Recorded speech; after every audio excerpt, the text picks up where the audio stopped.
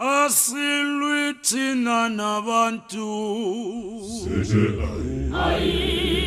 asilwi thina nabantu banemimoya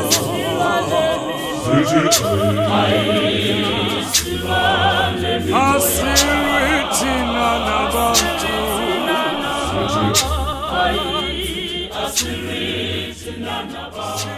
Hallelujah. Amen. Ngiyabingelela Ingilos, angel of the house. Ngiyabingelela abafundisi bonke, noma abafundisi, omama, obaba, osisi, obhuti, nabantwana abancane mabekhona. Egameni lomfelo womKristu Jesu. Ngizwa nje kancane ezwini noma singangalivula. uSamuel wesibili, chapter 11, verse 14. Ngicela ukumfunda mina. Amen. Kwathi ekseni uDavide wamlobela uJowabe incwadi. Wayithuma ngesandla sika Uriya. Waloba encwadini ukuthi misani uUriya ngaphambili lapho impi ishisa khona. Mihlehle kuye ukuba ashaywe afe. Lana incwadi ibhalwe uDavide inkosi. Kodwa uDavide akayithumeli ngomunye umuntu incwadi. Kuyenze kuyiphathi incwadi kanti iphethe indaba ezimbi ngawo. Ngoba usuku ungayivulile. Ngoba ikheli liswe ngabhalelwe wena.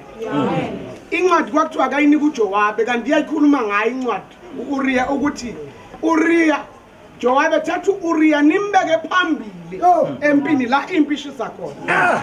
Into asibulele njengamakholwa asibulawanga ukuthi sikholwa kancane. Sibulawe ukuthi siyasashiyana la impi ishisa khona.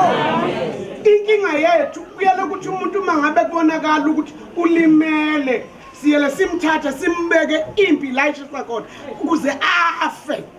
Ashawe abanye kodwa namhlanje ngizosho ukuthi uUriya akabulawanga ukuthi wayengakwazi ukulwa wabulawa ukuthi abafana bahlehla kuye bengizothi ake sihlabe akeyihlangana sibe yimhlathe ehlanganayo ukuze ngabibikho noyedwa ofele empini baningi abantu bafile emabandleni ababulawanga abantu bangaphandle uhlehla abafowabo izinto zanga phandle sibathole bengizosho ukuthi akasi ungahlehli kumfowenu sondela ukuze angafi angabikho osalayo